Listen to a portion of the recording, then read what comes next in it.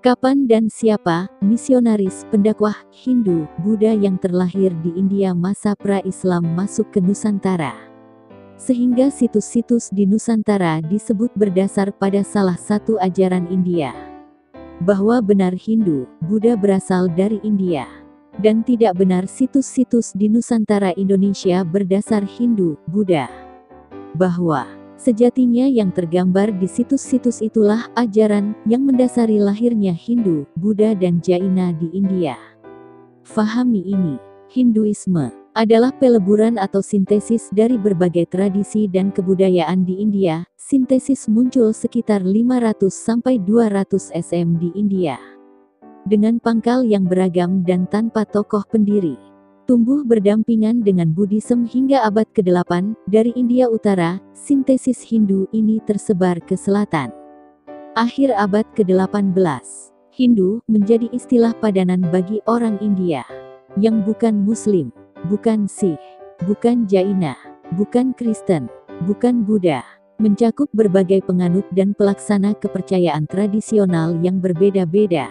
Artinya, istilah Hindu itu sebagai antonim terhadap keyakinan lain. Kemudian kata Hindu dengan tambahan akhiran isme ditambahkan sekitar tahun 1830-an untuk merujuk pada kebudayaan dan agama. Istilah tersebut diterima oleh orang India sendiri dalam hal membangun jati diri bangsa untuk menentang kolonialisme. Hindu sebagai tempat berhimpunnya aneka tradisi yang koheren dan independen, didukung oleh sanskritisasi abad ke-19 di bawah dominansi kolonialisme Barat serta Indologi. Mulai saat ini istilah Hinduisme dipakai secara luas. Singkatnya, di India sebelum abad 9M, lahir satu ajaran formal bernama diakui di India juga untuk membedakan bukan dua agama yang lahir abad 5 SM Buddha, Jaina juga bukan Islam dengan berbasis pada Veda. Pangkal dari Hinduisme adalah Brahmanisme, ajaran Weda kuno atau berbasis Vedik, yang dibawa kaum Saka, Cakya, Caka, Aryan. Artinya pemahaman ini dibawa oleh pendatang dan bangsa asli India bernama Dravida. Asal-usul agama di India dimulai masuknya bangsa Arya, Cakya, Saka yang membawa perubahan yang sangat besar dalam tata kehidupan masyarakat India sejak 3102 SM sampai 1300 SM. Bahwa Arya bukanlah penghuni pertama India dan peradaban Harappa, Dravida ada jauh sebelum kedatangan mereka. Ini berarti bahwa bangsa Arya atau budaya Veda bukanlah sumber tunggal awal peradaban di India. Bahwa sumbernya berasal dari tempat lain. Perubahan tersebut terjadi karena bangsa Arya melakukan integrasi kebudayaan dengan bangsa asli India, Dravida. Dan selanjutnya integrasi ini melahirkan 3 agama India. Bangsa Arya setelahnya mulai menulis kitab-kitab suci Weda. Kitab suci ini dituliskan dalam 4 bagian seperti Rig Weda, Samaweda, Yajurveda, dan Atharva Weda. Kaum pendatang inilah manusia yang berasal dari Nusantara. Nenek moyang leluhur kita kaum Saka, Cakya, Caka, Aryan. Literasi kata ini terekam sempurna di Borobudur dengan kata Mahecakya. Teks kalimat Mahabharata Udyoga Parva 108 dapat ditafsirkan bahkan disimpulkan bahwa Timur ini awal mula ajaran sebelum dibukukan menjadi kitab bernama Veda. Lokasi yang ditunjuk sebagai Timur. Disinilah sang pencipta alam semesta pertama kali menyanyikan Veda. Artinya, literasi kata Timur pada kutipan di atas adalah Asia Tenggara Nusantara Indonesia. Disinilah ajaran dharmik original berasal dan dipelajari jauh sebelum adanya ajaran yang terlahir di India. Jadi, pangkal dari Hinduisme adalah Brahmanisme, ajaran Weda kuno atau berbasis Vedik yang dibawa kaum Saka, Cakya, Caka, Aryan. Literasi teks kata Cakya tertera di relief dasar Borobudur, kini tidak dapat dilihat karena ditutup. Bukan karena aliasan teknis mau runtuh. Dan setelahnya dipublikasikan ada relief porno. Caka adalah kaum leluhur Nusantara, tertulis pada relief dasar Fuana Cakapala, Borobudur dengan teks literasi kata Mahecakya. Bangsa Cakya, Sakaya, Sitya, Saka, Aryan yang agung. Kaum Caka sudah ada lebih dahulu jauh dari 78M dari saat menaklukkan Raja Salivahana India. Angka tahun 78M ini yang disalah tafsirkan untuk menghitung awal tahun Saka di prasasti. Berbagai praktik budaya baru seperti ritual pengorbanan yang semuanya membentuk dasar budaya Hindu Veda awal. Dasarnya adalah ajaran leluhur kita, dharmik adalah dharma, dhamma, dhammo terekam pada literasi kata. Kusala Dharma Baijana, di figura dasar relief Borobudur. Fuana Cakapala kini terpublikasi bernama Borobudur. Ada 160 panel pada relief dasar Borobudur yang kini tidak diekspos bahasa dan ajaran yang mendasarinya asli ajaran leluhur kita. Bukan dari India. 12 kata, Sevarga. Bukan, Nirvana, Nibbana. Dan kata yang lainnya adalah Kusala Dharma Baijana dan Mahecakya. Ini membuktikan bahwa di tanah inilah ajaran Dharma original berawal dan berasal kini tersimpan sempurna di Bali.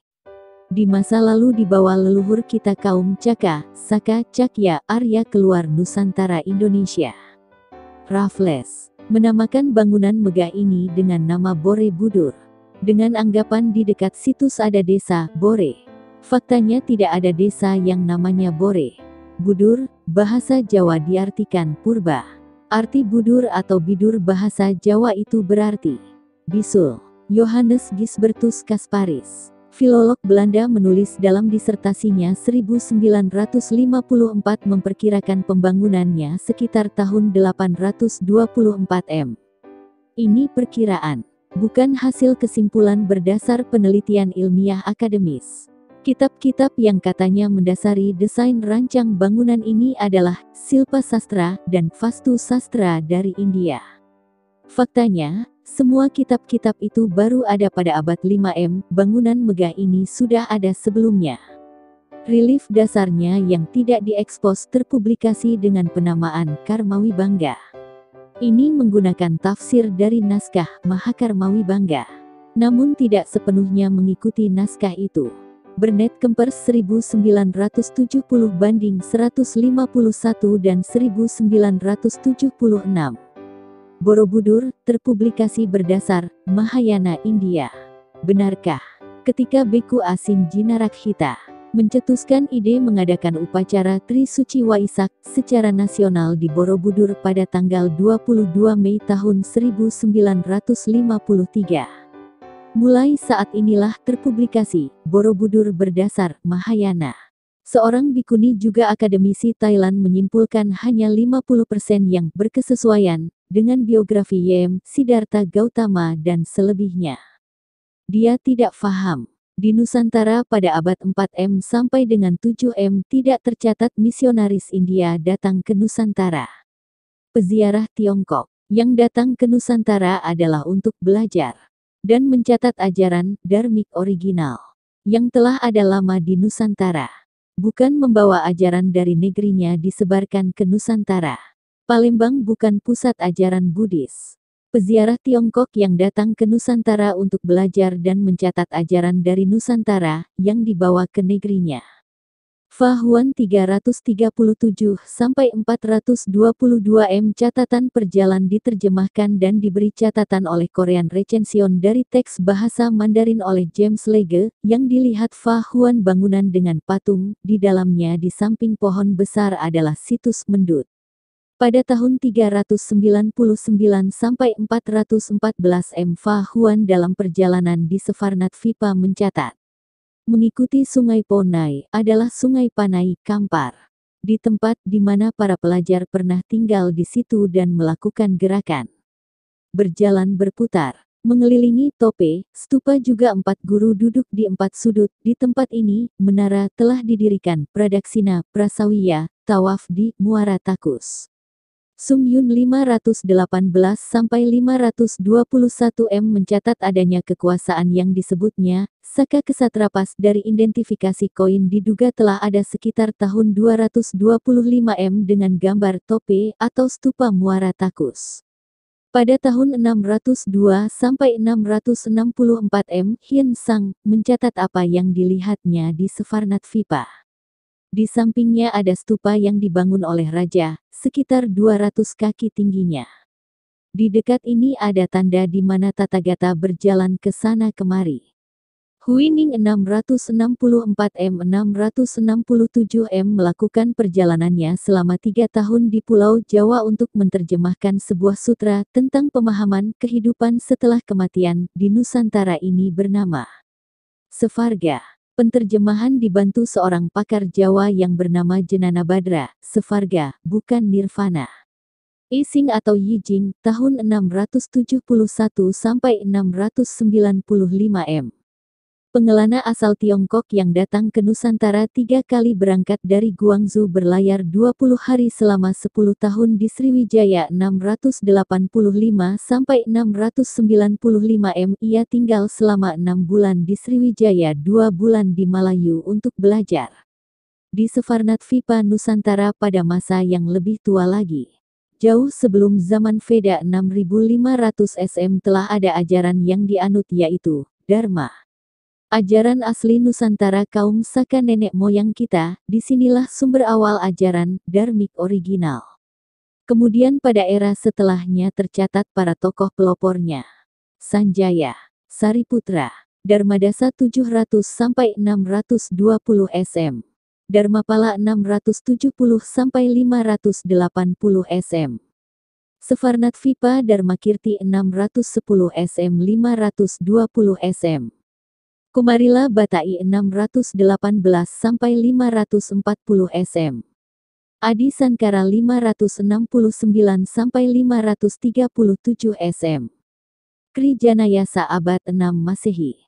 Mereka putra Nusantara pelopor, Dharmik original, yang landmark di Muotakui kini terpublikasi, Muara Takus. Adalah pusat peradaban maju sebelum 78 Masehi yang membangun situs-situs di Nusantara juga Nalada di Bihar India di kemudian hari bernama Sriwijaya dengan tokohnya Shailendra. Jadi, benar Hindu, Buddha berasal dari India. Dan tidak benar situs-situs di Nusantara Indonesia berdasar Hindu, Buddha dari India. Ajaran yang tersimpan sempurna pada budaya Bali. Dan tergambar di situs-situs itulah ajaran yang mendasari lahirnya Hindu, Buddha dan Jaina di India dibawa oleh kaum Caka, Saka, Cakya, Arya leluhur kita keluar Nusantara Indonesia. By Santo Sabah.